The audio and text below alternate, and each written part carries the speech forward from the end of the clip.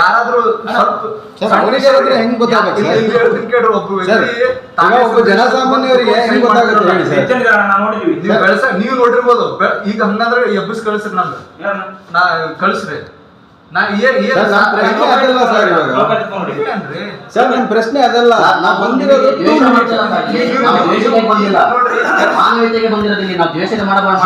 ಉದ್ದೇಶ ಸರಿ ಇಲ್ಲ. ನಿಮ್ಮ ಉದ್ದೇಶ ಸರಿ ಇಲ್ಲ ಅಂತ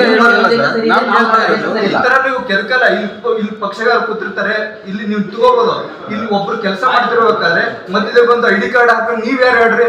ಐಡಿ ಕಾರ್ಡ್ ಈಗ ಬೇರೆ ಏನ್ ಕೆಲಸ ಇಲ್ವಾ ನಿಮ್ಗೆ? ಇದು ಬಿಟ್ಟು ಐಡಿ ಕಾರ್ಡ್ ಹಾಕೊಂಡಿದ್ರೆ ಬಿಟ್ಟು ಕೇಳೋದ್ ಬಿಟ್ಟು ಉಳಿದಿದ್ದೇನು ಕೆಲಸ ಇಲ್ವಾ? ಆಯ್ತು ಹಾಕೊಂಡಿಲ್ಲ ತಪ್ಕೊಂಡಿದ್ದೀನಿಲ್ವಾ? ಹಾಕೊಂಡ್ ಅದನ್ನ ಯಾಕೆ ಬಳಸ್ತಿಲ್ಲ? ಅದನ್ನ ಯಾಕೆ ಹಾಕೊಂಡಿಲ್ಲ ಅಂದ್ರೆ ನಾ ಏನ್ ಹೇಳ್ಬೇಕು ಹೇಳ್ರಿ? ಹಾಕೊಂಡಿಲ್ಲ ಅಷ್ಟೇ, ಆಗಿರಲ್ಲ, ಬಿಟ್ಟು ಬಂದಿರ್ತೇವೆ, ಕಳ್ದಿರುತ್ತೆ, ಏನೋ ಒಂದ್ ಆಗಿರ್ತದ. ಹಾಕೊಂಡಿಲ್ಲ, ಯಾಕೆ ಹಾಕೊಂಡಿಲ್ಲ ಪ್ರಶ್ನೆ ಮಾಡೋದು. ಈಗ ಈಗ ನಾನು ಕೆಲ್ಸಕ್ಕೆ ತೊಂದ್ರೆ ಆಗುತ್ತೆ.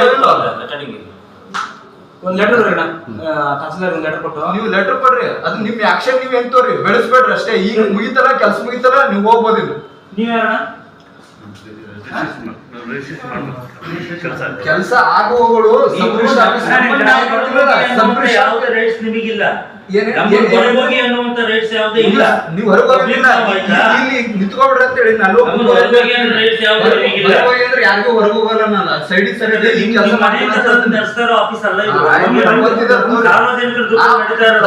ನೋಡಿದ್ದೇವೆ. ನಡ್ಸಿದ್ರೆ ನೀವು ಮಾತಾಡ್ಬೋದು. ನಿಮ್ಮ ಮನೆಯಿಂದ ತಂದು ನಡ್ಸಿದ್ರೆ ನೀವು ಮಾತಾಡ್ಬೋದು. ನಡೀತಾ ಇರುವಂತ ಆಫೀಸ್ ಇದು. ತಲೆ ಸ್ವಲ್ಪ ಇಟ್ಕೊಳ್ಳಿ. ಮಾತು ಬೆಳೆಸೋದು ಇಲ್ಲಿ ಮಾತು ಏನು ಬೆಳೆಸಿಲ್ಲ ಸರ್. ನಿಮ್ಮ ಕೆಲಸಕ್ಕೆ ಯಾವ್ದು ಅಡ್ಡಿ ಮಾಡಿಲ್ಲ, ಯಾವ್ದು ಅಡ್ಡಿ ಮಾಡಿಲ್ಲ. ಜಸ್ಟ್ 2 ಮಿನಿಟ್ ನಿಮ್ಗೆ ಕೇಳಿದ್ರು. ಜಸ್ಟ್ 2 ಮಿನಿಟ್ ಅಲ್ಲಿ ನಿಮ್ಮನ್ನ ಕೇಳಿರೋದು ಐಡಿ ಕಾರ್ಡ್ ಎಲ್ಲಿ ಅಂತ. 2 ಮಿನಿಟ್ ಅದೇ ನೀವು ಅದು ಈಗ 5 ನಿಮಿಷ ಕೆಲಸ ಹಾಳು ಮಾಡಿದೀವಿ ಅಂತ ಹೇಳಿದ್ರೆ ಆ 5-10 ನಿಮಿಷ ನೀವು ಕರೆಕ್ಟ್ ಆಗಿ ಎಲ್ಲರ ಕೈಗಸ್ಕೊಂಡು ಹೇಳಿದ್ರೆ ನಮ್ಮ ಕರ್ನಾಟಕ ಹಿಂಗೆ ಹೇಳ್ತಿದ್ದೀವಿ.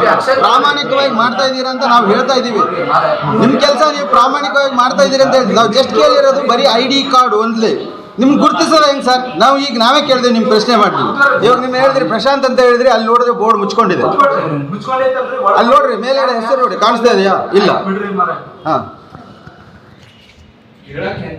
ಅಂತ ಕರ್ನಾಟಕ ರಾಷ್ಟ್ರ ಸಮಿತಿ ಪ್ರಧಾನ ಕಾರ್ಯದರ್ಶಿ ನಾನು.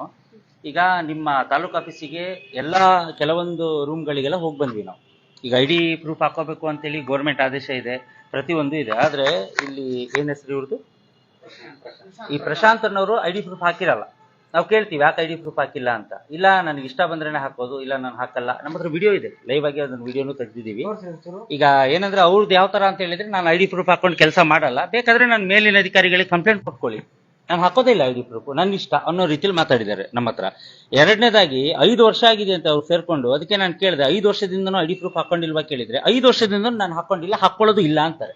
ಈಗ ಒಬ್ಬ ಗೋರ್ಮೆಂಟ್ ಅಧಿಕಾರಿಯಾಗಿ ಸರ್ ಒಂದು ನಿಮಿಷ ಮಾತಾಡಿ. ಗೋರ್ಮೆಂಟ್ ಅಧಿಕಾರಿಯಾಗಿ ಗೋರ್ಮೆಂಟ್ ಗೈಡ್ಲೈನ್ಸ್ ಇದೆ, ಗೋರ್ಮೆಂಟ್ ಗೈಡ್ಲೈನ್ಸ್ನೇ ವಿರುದ್ಧವಾಗಿ ಇವರು ಐಡಿ ಪ್ರೂಫ್ ಇಲ್ದೇನೆ. ಮತ್ತೆ ಸಾರ್ವಜನಿಕರಿಗೆ ಆಕ್ಚುಲಿ ಹೇಳ್ಬೇಕಂದ್ರೆ ಹ್ಯೂಮನ್ ರೈಟ್ಸ್ ವೈಲೆನ್ಸ್, ಅದು ಯಾರೇ ಬರಲಿ ಸಾರ್ವಜನಿಕರಿಗೆ ತುಂಬಾ ಪ್ರೀತಿಯಿಂದ ಮಾತಾಡಬೇಕು ಅಂತ ಹೇಳಿ ಆದೇಶ ಇದೆ, ತಮಗೂ ಗೊತ್ತಿದೆ ಅದು ಅಲ್ವಾ. ಇವರು ಆಫೀಸಿಗೆ ಹೋದವರಿಗೆ ನನ್ನ ಒಬ್ಬನ ಹತ್ರ ಅಲ್ಲ, ನನ್ನ ಸಿಬ್ಬಂದಿ ಅಷ್ಟೂ ಜನರ ಹತ್ರನೂ ಗಲಾಟೆ ಮಾಡಿದ್ದಾರೆ. ಒಬ್ಬೊಬ್ರಿಗೆ ಕೈ ತೋರಿಸಿ ಮಾತಾಡ್ತಾರೆ. ಈಗ ಆಫೀಸಿಗೆ ಒಳಗಡೆ ಹೋಗ್ತೀವಿ ನಾವು, ಕಾಮನ್ ಆಗಿ ಕೇಳ್ತೀವಿ ಏನಾಗಿದೆ. ಈಗ ನೀನ್ ಏನ್ ಮಾಡ್ತೀವಿ ಮಾಡ್ಕೊ ಹೋಗೋ ಅನ್ನೋದು ಅವನಿಗೆ. ನೀನು ವಿಡಿಯೋ ತೆಗಿತೀಯಾ, ಏನ್ ಮಾಡ್ಕೊಳ್ಳೋಕೆ ಸಾಧ್ಯ? ಇದು ಯಾವ ತರ ಮೇಡಮ್ ರೌಡಿಸಮ್ ಇದು? ನಾವು ಕೇಳ್ತಾ ಇರೋದು ಅಲ್ವಾ. ಈಗ ಅದನ್ನ ಬರ್ದಿದೀವಿ ಮೇಡಮ್, ಇದರಲ್ಲಿ ಕಂಪ್ಲೀಟ್ ಆಗಿ ಡೀಟೇಲ್ಸ್ ಇದೆ.